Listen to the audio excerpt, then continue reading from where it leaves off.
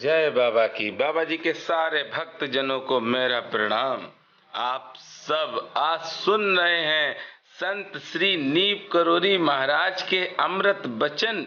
ये अमृत वचन बाबा के मुख से हम लोगों के लिए निकले हैं और इन अमृत वचनों को हम लोग अपने जीवन में अमल करने का भी प्रयास करें।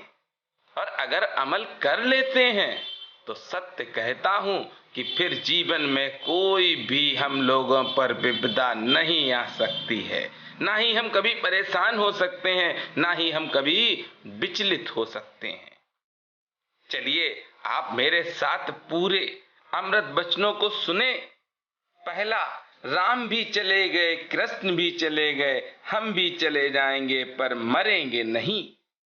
दूसरा, राम का नाम मन में इस तरह रखो जैसे बैंक में पैसे रखते हो। तीसरा, गुरु के अंतर ध्यान हो जाने पर गुरु स्थान ही गुरु स्वरूप हो जाता है। चौथा, याद करने से हम आ जाते हैं। पांचवा, जो हमारी तस्वीर के सामने होता है हम उसकी हर बात सुनते हैं। छठा, राम का नाम लेते रहो, भले ही बेमन से लो। एक दिन ऐसा आएगा कि राम का नाम स्वतः ही मुख से निकलने लगेगा। पति कैसा भी हो, परिवार को एक सूत्र में बांधे रखने के लिए पत्नी को धैर्य और निष्ठा से काम लेना चाहिए। आठवां, हम शिष्य नहीं भक्त बनाते हैं। यदि आप दूसरों से प्रेम नहीं कर सकते तो आप अपने लक्ष्य को भी नहीं प्राप्त कर सकते। अपने पति को समर्पित पत्नियां योगियों से भी महान होती हैं। 11वां, संत और भगवान सर्व सामर्थ्य हैं। वे सब जानते हैं, उनसे कुछ मांगना नहीं पड़ता। आपके लिए जो उचित है वह स्वतः ही दे देते हैं। 12वां, शरीर जब बूढ़ा हो जाता है तब वह किसी का नहीं रह जाता। इसका मोह नहीं करना चाहिए। सभी से प्रेम करो, सभी की सेवा करो, अरे सभी को भोजन करवाओ। 14वां, धन दूसरों की मदद के लिए उपयोग करना चाहिए। 15वां, शरीर एक प्रेतयान है, हर किसी को मरना है। व्यक्ति रोता है स्वार्थ और मोह के कारण, मरने वाला भी अपने परिवार के लिए रोता है। 16वां, दाह संस्कार से आत्मा की पुनः शरीर धारण करने की इच्छा खत्म हो जाती है। 17वां, जो अपने सारे कार्य ईश्वर को समर्पित करते हैं उनके सारे कार्य स्वयं हो जाते हैं। 18वां, अपना आत्मबल बढ़ाओ, सब काम बनते चले जाएंगे। 19वां, मैं किसी के अधिकार में नहीं हूं। 20वां, मैं सभी का गुरु हूं। 21वां, संपूर्ण संसार मेरा पुत्र है, हम संसार के पिता हैं। 22वां, हमारा अस्तित्व सिर्फ दूसरों की सेवा के लिए है। 23वां, हमारे पास कोई शक्ति नहीं है, हम कुछ नहीं जानते। जो भी करना है, जो भी कहना है हनुमान जी से कहो, हम सिर्फ हृदय परिवर्तित करते हैं। 25वां, एक संत की नजर सदैव उनके अंतर ध्यान में या प्रभु चिंतन में केंद्रित रहती है। यदि वह एक पल भी इससे दूर होता है तो वह अपनी पवित्रता खो देता है।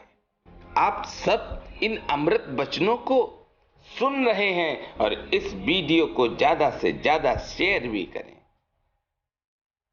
26वां, हमारा इस जन्म में उन्हीं लोगों से संजोग होता है जिनसे हमारा संबंध किसी न किसी रूप में पूर्व जन्म में रहा हो, और इस संजोग की एक अज्ञात पर निश्चित अवधि होती है, अंत में वियोग हो जाता है। 27वां, जिस तरह श्रद्धा के बिना कोई मूर्ति पत्थर मात्र है, जिस तरह मंदिर दीपक के बिना अधूरा है, उसी प्रकार मानव भजन और सेवा के बिना पूर्ण नहीं है। 28वां, सत्य की खोज में मोह सबसे बड़ी बाधा है। 29वां, काम, लालच, गुस्सा और मोह ये सब नरक के रास्ते हैं। 30वां, काम में राम को देखो, आप पूरे अमृत वचनों को सुने, ये महाराज जी के मुख से निकले हुए हैं, क्योंकि इन अमृत वचनों से ही हम लोगों का कल्याण होगा। 31वां, सभी महिलाओं को मां के समान समझो, सभी की सेवा अपनी मां की तरह करो। संपूर्ण संसार को मां रूप में देखोगे तो अहंकार नष्ट हो जाएगा। 32वां, न मेरा कोई गुरु है, ना ही किसी को अपना शिष्य बनाता हूं। 33वां, साक्षात्कार के लिए लगन लगाना बहुत आवश्यक है। 34वां, कर्म करो, कर्म करने से प्रभु श्री राम प्रसन्न होंगे। 35वां, ईश्वर के आगे सब गरीब हैं। आप सबने नीप करोरी बाबा के मुख से निकले हुए अमृत वचनों को आज सुना है। ये पार्ट 1 है। मैं पार्ट 2 में भी आपको इन अमृत वचनों को बताऊंगा। श्री नीप करोरी महाराज एक ऐसे दिव्य संत हुए हैं जिन्होंने सदैव अपने भक्तों की, याद करने वालों की सदैव रक्षा की है। संत श्री नीप करोरी बाबा के मैं गुणों को नहीं गा सकता हूँ, लेकिन मुझ पर बाबा की कृपा से जितनी भी शक्ति है, जितनी भी भक्ति है, मैं आप सबको बराबर बता रहा हूँ। ये चैनल बाबा जी की दया से ही खुला है। इस चैनल की सारी वीडियो आप सब देखें और अमृत वचनों को ज्यादा से ज्यादा शेयर करें। दूसरा भाग में जल्दी ही आप सबके सामने प्रस्तुत करूंगा। आप मेरे साथ एक बार प्रेम से बोलेंगे, बोलिए नीप करोरी महाराज की।